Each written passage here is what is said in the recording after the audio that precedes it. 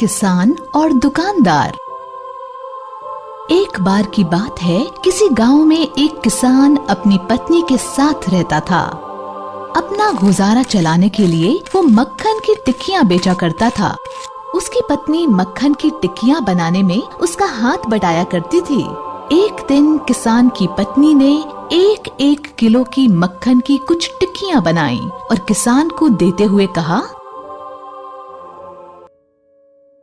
अजी मैंने मक्खन की टिक्कियां तैयार कर दी हैं, शहर जाकर इन्हें बेच आओ। इस पर किसान बोला, ठीक है, मैं जाकर बेच आता हूँ। किसान ने मक्खन की टिक्कियां अपनी पत्नी से ली और शहर की ओर चल पड़ा। वो इन मक्खन की टिक्कियों को एक परचून की दुकान पर बेचता और जो पैसे मिलते थे उनसे उसी दुकान से घर के लिए कुछ सामान खरीदता था। दोनों के बीच काम यूं ही चलता रहा। एक दिन मक्खन की टिक्कियों को फ्रिज में रखते हुए दुकानदार ने सोचा, क्यों ना फ्रिज में रखने से पहले मक्खन की हर टिकिया को तोल कर देख लूं।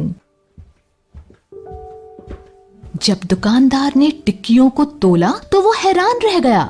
हर एक टिकिया 1 किलो की नहीं बल्कि 900 ग्राम की थी, यानी हर टिकिया का वजन 100 ग्राम कम था। उसे किसान पर बहुत गुस्सा आया। बेईमान, धोखेबाज, मैं उसे नहीं छोड़ूंगा। अगले हफ्ते किसान फिर से उसकी दुकान पर मक्खन बेचने गया। खबरदार जो मेरी दुकान में कदम रखा, धोखेबाज। मैं किसी झूठे और मक्कार इंसान के साथ कोई लेन देन नहीं करना चाहता। जो मक्खन की टिक्कियां तुम मुझे बेच कर गए थे वो 1 किलो की नहीं बल्कि 900 ग्राम की थी, 100 ग्राम कम।